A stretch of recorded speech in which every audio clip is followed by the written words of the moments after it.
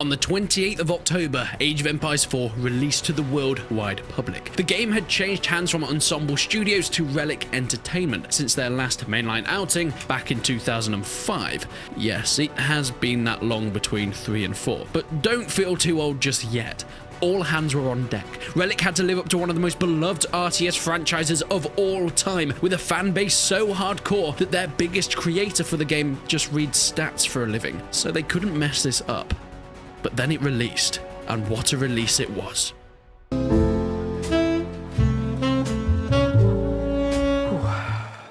Oh, hello there, and welcome to my fireside chat.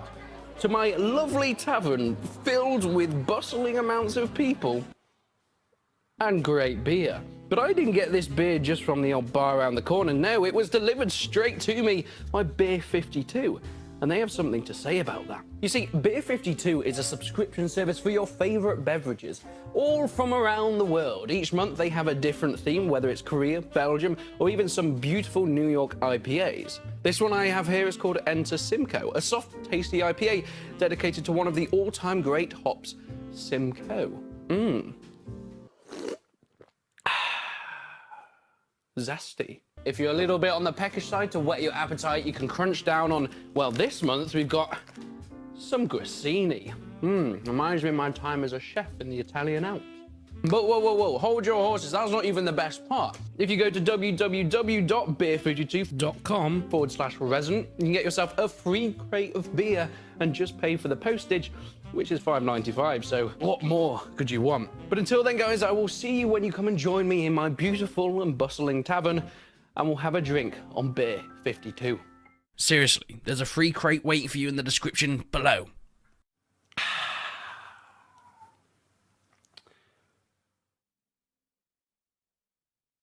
I can't lie, I don't think I've seen a Relic release something so successfully since David Attenborough's sex tape, but they did it. Despite all odds, despite the skepticism and promotion of its gameplay, or should I say lack of gameplay, Relic Entertainment were able to breathe a sigh of relief when Age of Empires jumped back up into the top charts of Steam's expansive library. PC Gamer gave the game 77 out of 100, praising the documentary-style campaign, fun new gameplay, yet pointing towards the lack of exciting big changes. IGN, the most valuable news source, said that the game had some great Mongol and Rus campaigns, but things like the smaller unit cap and old style of RTS gameplay brings into question, did it really do enough to regain its crown as a king in this modern world of strategy gaming? Yet, of course, the most positive of all was the Metacritic reviews. Overall, it had 81 out of 100 from critics and 7.8 from the user score. So we get it.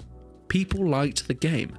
But the Steam numbers are what surprised me, hitting almost 74,000 concurrent players, putting it in the top 30 games on Steam. And even now, peaking nearly 32,000 players nearly every day. That's kind of mad, right? And that's just Steam. It's not even taking into account the Microsoft Store or the Xbox Game Pass, which will have an insane amount of players because, it's a good game for a tiny price tag. However, in my feeble attempts to not sound like a massive company shill, I think it's important to look at some of the issues people have been having with the title as well. It's not all plain sailing, and it kind of shows. In the main outlet reviews, similar things I saw came up over and over again. The game's good, but it's not great. A few things are holding it back. Some small annoying things like the relatively small unit cap, something that was impressive back in 2005, but in 2021, 200 units is kind of disappointing, especially alongside Age of Empires Definitive Editions, who managed to push their unit population up to 500. So why didn't Relic do the same for Age 4? Even things like not being able to pick the color of your civs in a multiplayer match. It doesn't really affect the game, but it's small things like this that make me question, why isn't that in the game? Did Relic just forget? But as I mentioned,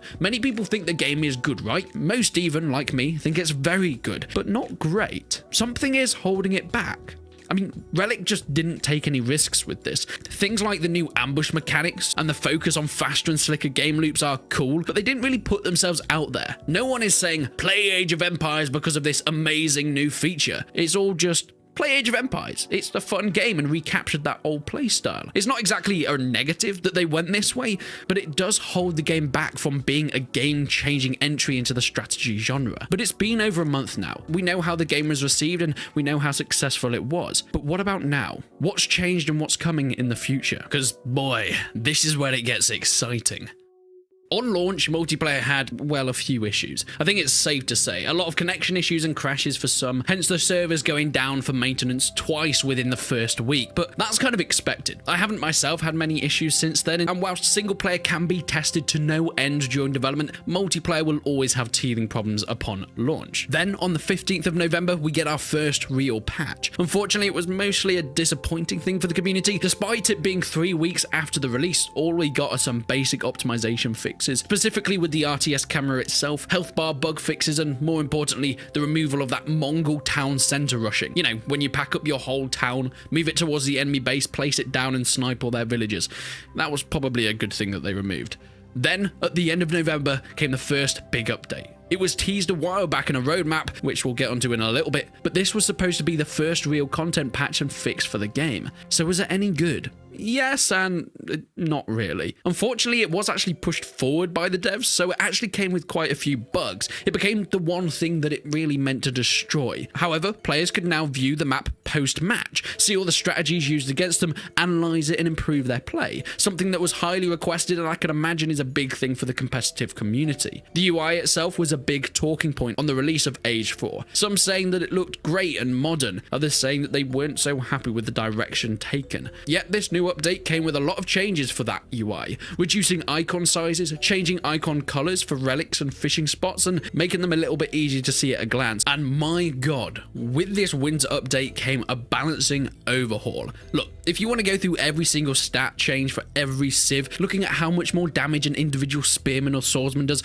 you can do that in your own time. Yet overall, the update was a little bit of a relief for the community. With very little in the first month of release, it was nice to get our first real bit of content with a new update. Not massive, granted, but it was nice to have nonetheless. So, what is the future for Age of Empires 4? What is that roadmap that I teased a little bit earlier? Let's take a look. Now, granted, it's a little bit sparse. Relic aren't really giving all that much away, and a lot of it is just, it's coming soon. But finally, in spring of 2022, we are going to get user-generated content creation tools. Yes! It is coming. Modding tools will be coming into the game, and boy, I cannot imagine what is in store for Age of Empires 4. Looking at what we've seen in the past, especially Age of Empires 2 having a massive modding community with full new game modes, tower defense, full overhaul mods, even RPGs built within the RTS game, surely it can only grow with this new installment, and that is what I'm really waiting for in Age of Empires 4. So what more could you really want? Will it go down the route of Age 2 where it is content update after content update, even decades after its release? With the definitive edition coming out for Age of Empires 2, there's still new civilizations, new patches and updates with that. It's insane. Will we see the same thing with Age of Empires 4? Is this a game that's going to be supported decades into the future, or is it just the start in a complete reboot to the franchise, bringing in more games and more players in the future? Relic already stated they had in mind with Age of Empires 4 when developing it that they wanted to make it different enough so it didn't pull away from Age of Empires 2's already incredibly active player base. Could this mean that this is kind of like a soft reboot and they're hoping to make their own direction for the Age of Empires franchise on the side? I guess we're only gonna have to see in the future.